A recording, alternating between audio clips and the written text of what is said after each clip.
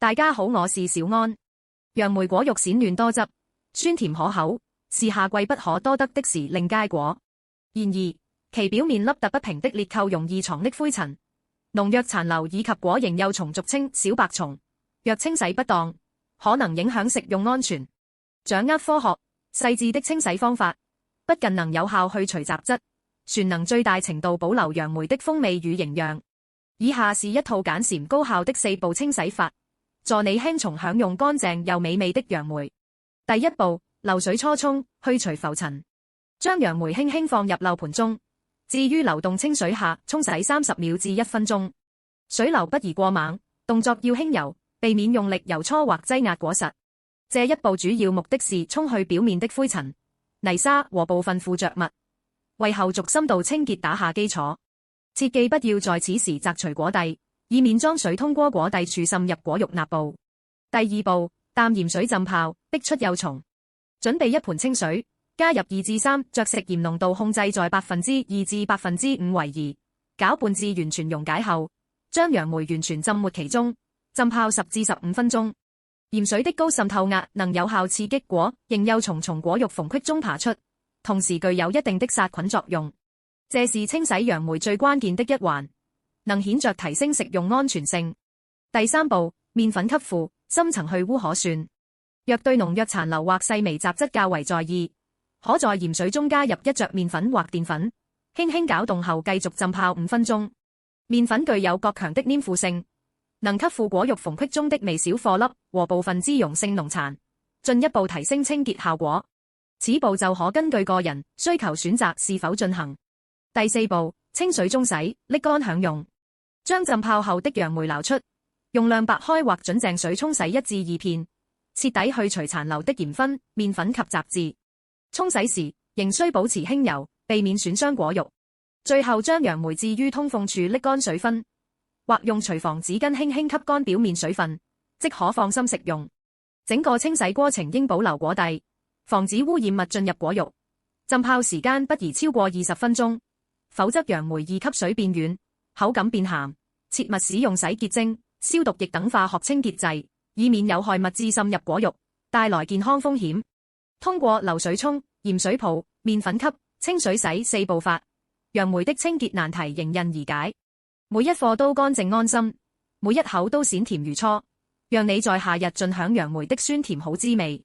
挑楊梅的黃金4法，一眼看穿普若果。6月的豐里果着梅子香，又到了楊梅上市的季節。這紅得佛子的漿果，咬一口汁水在舌尖炸開，酸甜裏帶着山野的清氣，是獨足於夏天的限定快樂。可如今市面上的楊梅良莠不齊，稍不留神就可能買到普莫果或催熟果，空有好看的外表，吃起來卻寡淡無味，甚至傷身。其實挑楊梅不難，只要掌握1看2聞3摸4算的黃金法則，就能輕鬆避開雷勾，把最鮮的那一顆帶回家。挑楊梅，第一眼看外觀。好楊梅的果面是乾燥的，沒有多餘的水漬，顏色是自然的紅或暗紅，像被陽光曬透的瑪瑙。果粒顆顆飽滿，捏起來有分量。最該警惕的是那種完美果顏色通體均勻，紅得發亮，像打了炸一樣，放2-3天都不爛。這種大概率是人工催熟或泡料保鮮劑。要是果柄發黑，果肉軟爛出水，表面懸掛着白霜或異物，說明已經放了太久，新鮮度早就沒了，再便宜也別買。第二，聞氣味，湊近楊梅聞一聞，新鮮的好楊梅帶着天然的山野果香，清清爽爽，聞着就讓人想咬一口。要是聞到刺鼻的化學甜味，或者酸溜溜的酒味、腐敗味，那絕對是踩雷了，要麼是加了甜味劑、保鮮劑，要麼是果實已經發酵變質。這種楊梅吃進嘴裏不僅未滋味，全可能鬧肚子，直接轉身走人就好。第三，摸質地，伸手捏一捏，好楊梅手感軟硬的中，果肉緊實，按下去旋能輕輕回彈，像剛摘下來的新鮮果子。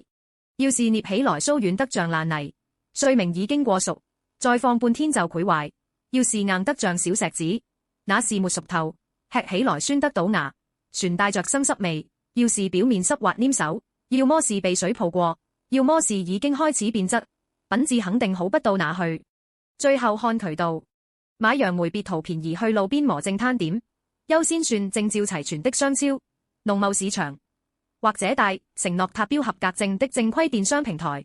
買完記得留好憑證。要是買回家吃起來表面甜得乏膩，裏面卻酸濕寡淡，甚至回味發苦，那大概率是泡了甜味劑的若楊梅。別信網上閱的，看果蒂顏色便好壞，也別直接舔沒洗的楊梅。果蒂偏紅發褐是自然成熟的正常現象，而沒洗的楊梅表面藏着灰塵和蟲卵，直接舔不衛生，反而容易吃胚肚子。挑楊梅就像算朋友，不能只看外表光鮮，得品其香，促其智，選其源。掌握了這幾招，下次逛水果攤，你就能一眼挑出最閃的那一顆，把夏天的酸甜原原本本吃進嘴裏。楊梅非常嬌貴，常溫下2至3天就容易變質發酵。如果一次買得太多吃不完，千萬不要直接用水洗。正確的保存方法主要分為冷藏保鮮和冷凍長期保存兩種。一、短期保存，冰箱冷藏建議48小時內食用。一、挑出胚果，首先剔除已經破損、軟爛的果實，防止交叉感染。二、保持乾燥，未經清洗的楊梅表面有一層天然保護層，如果沾了水，請用風扇或空調將表面水分吹乾。三、密封冷藏，將完好的帶果蒂的楊梅平鋪在保鮮盒中，避免擠壓破損，用保鮮膜密封好，放入冰箱攝氏0至4度冷藏室。注：未清洗的楊梅通常可保存1至3天，成熟度較高的建議在2天內吃完。二、長期保存，冰箱冷凍可保存1個月以上。如果實在吃不完，可以做成凍楊梅當冰品吃。一、清洗瀝乾，用淡鹽水浸泡洗淨後，務必徹底瀝乾水分，或用廚房紙吸乾。二、分裝冷凍，將楊梅平鋪分裝入密封保鮮袋中，盡量擠出空氣後放入冷凍室。凍出來的楊梅口感像小冰球，非常適合做冷飲或甜品。一、吃前再洗，清洗會破壞楊梅表面的保護層，洗過的楊梅極易腐爛。已清洗的楊梅必須即洗即吃，若確實要放，必須吸乾水分，並在24小時內吃完。